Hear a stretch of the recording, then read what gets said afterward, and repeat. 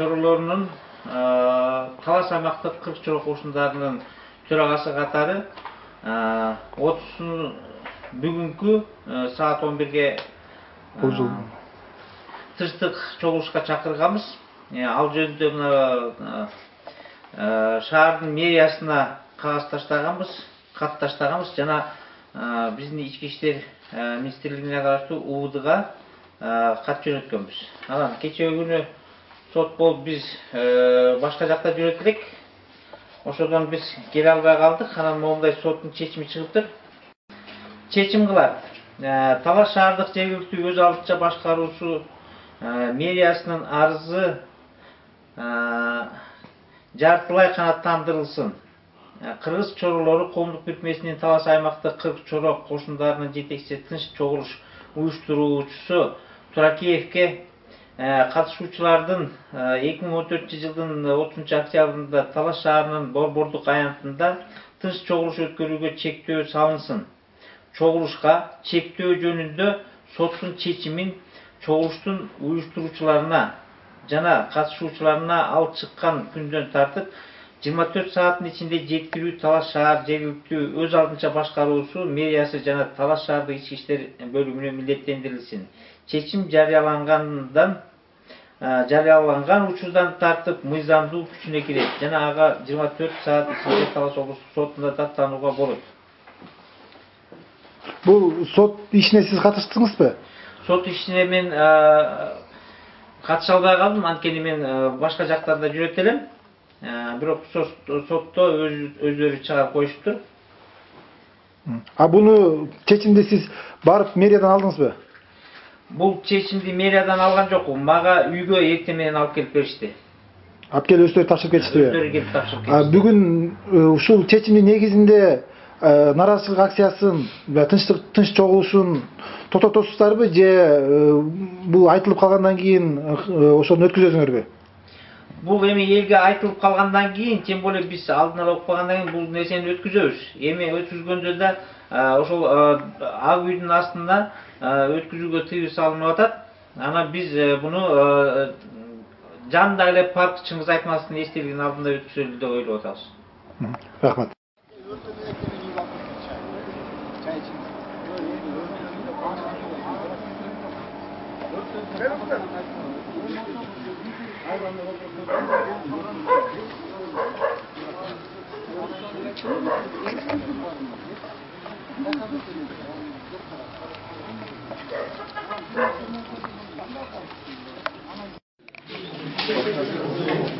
Hoş geldiniz.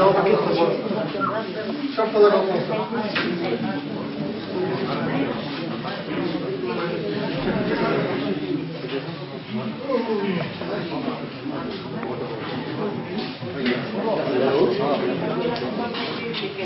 Камсыздын жогунан бардык нерсенин бардыгы туура эмес болуп атканын себеби азыркы эле мында болуп аткан сот процесси болуп атат. Бул жерде биздин ак жүрөк, мээнеткеч, элим жерим деген адамдарды, ээл менен сатылбаган адамдарды камакка түшүрүп аткан мисал болуп атат. Жана дагы өздөрү айткан телевизордон сүйлөшүп атат. Эч убакта шахардын баасы тегереги 120 сом муну татармай өзү сүйлөгөн. Ошол сөзден туура сөздөн биз кабыл алып, азыры сатылдар ушты жана бодайлар ушты кылып биткенбиз. Мына азыр таштапты кылып ылдый кылып атат. Ал маселе. Андан кийинкиси сөз энерге боюнча биз мотивди кое бергенбиз керек болсо. Эми келип туруп бул ошол нерсеги чечимдер. Мисалы жанагы вактылык өкмөт дегишти, же дагы бийликтин мутабы дегишти. Ошолор кабыл алган нерсени эч бир аткарылбай кайра тескерисинче акырындап менчиктештирип эмне кылат чыгып кымбатчылык алып келүүгө мажбур кылып атат. Андайларды адамдарды талас элинин чыккынчысы, провокаторлор деп эсептейли, туурабы? Давайте туура сөздү, чындыкты сүйлөйлү. Чындыкты сүйлөйлү, кереги жок. Эч кандай тигине дагы болбой жамандап келет, чындык жөнүндө сөз болсун. Андан эчеге беребиз. Азыр дагы ошо бийликке мен дагы эле нааразымын. Мына канча деген элди, мынакей эң биринчи эле мен баягы карганын көзүн чокпайт дегендей болуп, аялды жамандабайт деп айтышат. Бирок мен ушундай койсунга ушундай катты ушу нааразы болуп атам да. Ошо мынакей өзү болсо мына бийлик мына революция кылып туруп мына биздин аркабыз менен бийликке отурду. Кандай экенин барлыгын түшүнөт. Мына эми мындай иштерди жасап атат. Эми өзү дагы ошо революция менен келди эле, эми революция менен кетет окшойт өзү дагы. Сотко азыр катыштым мен. Ал тиги болуп аткан пикеттин башынан баштап мен ошол жерде катышкам. Бирок жанагы бөйгүнө ошо мага окшоп жүрөгүн чаап, эл үчүн деп мынакей келаткан жакшынакай мына аймандай балдарды мынакей камап отурат. Бирок ал жерде бар эмес беле, мен өз көзүм менен көргөм. Ал жердеги жанагы өрттөлгөн машина, ал деген өз бийликтеги жасаган адамдар кен ачылсын деп, кенди жаппайлы деп туруп жасаган иш ал. Ал жерге машина өзү ошол жерге туруп калган. Аны эч ким апарып туруп жолдун дал ортосуна койгон жок анычы. Өрттөгөндө ал балдар эмес. Ошону мынакей биринчи жолу ок атылды, экинчи жолу дагы ок атылды. Ок атылгандан кийин машина өзү барып туруп жарылып кетти. Мен мына өз көзүм менен көрдүм. 5 убакыт намаз окуйм. Мынакей канча деген элди лечение кылып мынакей мына элди кармап атам мен. Мына бул жерде дагы жалоо болуп атат. Бирок бар эмес беле, азыр бийликтеги адамдарга бирөөнө да ишенич болбой калды. Сөз берели да ана бул кайрылууну окуп коелу макулбу? Сеткен убакта тияктада сот иши жүрүп атат. Ассаламу алейкум, урматтуу агайын туугандар. Ошо биринчи Аллахка кайрылам, экинчи сиздерге кайрылам, үчүнчүсү Талас жергиликтүү бийлиги, төртүнчү жанагы жогорку бийлик жетекчилерине кайрылам. Баягы коррупция деп атат, нары бери деп атат, бу жерде эч кандай бир жылыш жок. Бир эле бул жерде Бакиевдин жоктугу болбосо башкасы баары ордунда турат. Жети үр турган элек. Улуу байкем дүйнөдөн өткөнүнө 2 жыл болот быйыл. Мына бир кабыргам кайышып тур. Мына азыр бүгүн экинчи кабыргам кайышып тур, бир туугандар. Бир туугандардын эң тынчылы, мына Аллах деле билет. Мына Кожогелдиев, Кайманат Осмондо коз, Чынаты Чыңгызхан ошола чыркырап камалып атат. Ал тоолады мынакей азыр окугаларга бут кийими жоготтур. Мен деле жаңы тирлик, мына мен деле жаңы тамым бүтүп, мына ошону айрып бүтө албай отурум. Тияк бияк устройкаларым болуп отуруп, жардам бере албай кыйналып отурамын. Мына эним чындыкты айтып койгон үчүн камалып отурат. Мына Кыртөр үчүн ким жооп берди? Эч ким жооп берген жок. Акаев да жооп берген жок, Бакиев да жооп берген жок. Мына эми Сыралдын үчүн эртең эч ким жооп бербейт. Бир туугандар, мына мейли да камаздын, мейли. Сени да камаздын, кыргыз элин камап бүтө албайт. Кыргыз элин бир гана нерсе токтотот, бир туугандар, чындык токтотот. Чындык, башка алдамай, көз булмай. Бүгүн мына жалган африт фирмалар келип иштеп атат мынакей. Кыртөр эмне болуп атат? 20 акционер бар экен ал жерде. Эч бирөөнүн да аты ачылбайт, бир туугандар. Мына Сыралдында ошондой кейип болот.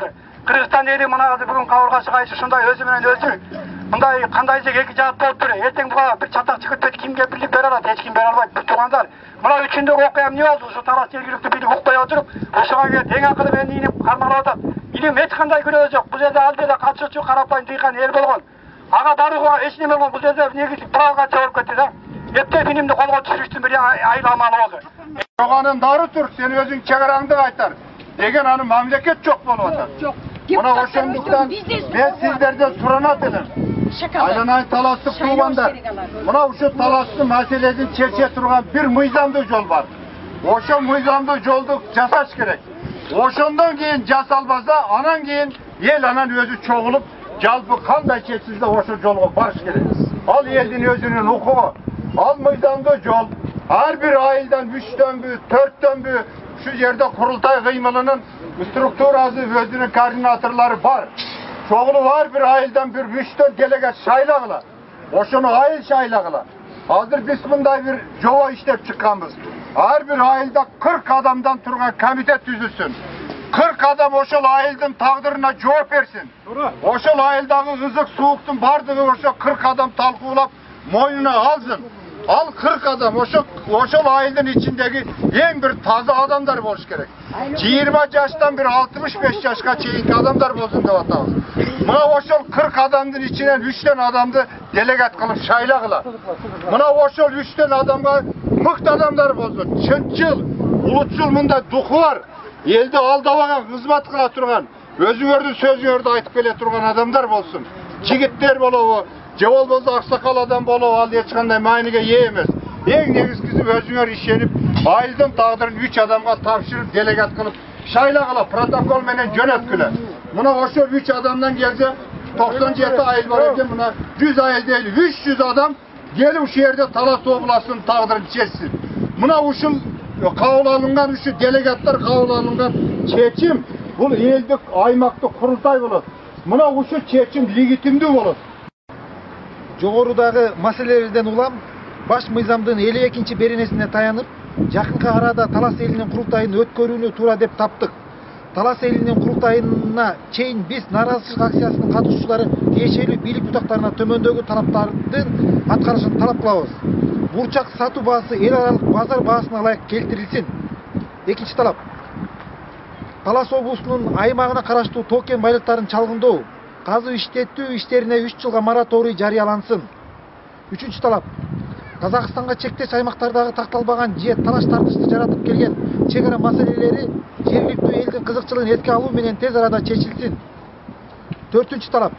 Шыралжын кенин чалгындоого каршы чыккан нааразычылык акциясынын катышуучуларына кукулдуктоо иши токтотулуп, аларга карата мыйзамсыз козголгон иштер кыскартылсын. Бешинчи талап. Электр энергиясынын баасы өзгөртүүсүз калып, чектөөлөр токтотулсун жана электр энергиясынын кризиске алып барган тиешелүү кызмат адамдары жоопко тартылсын.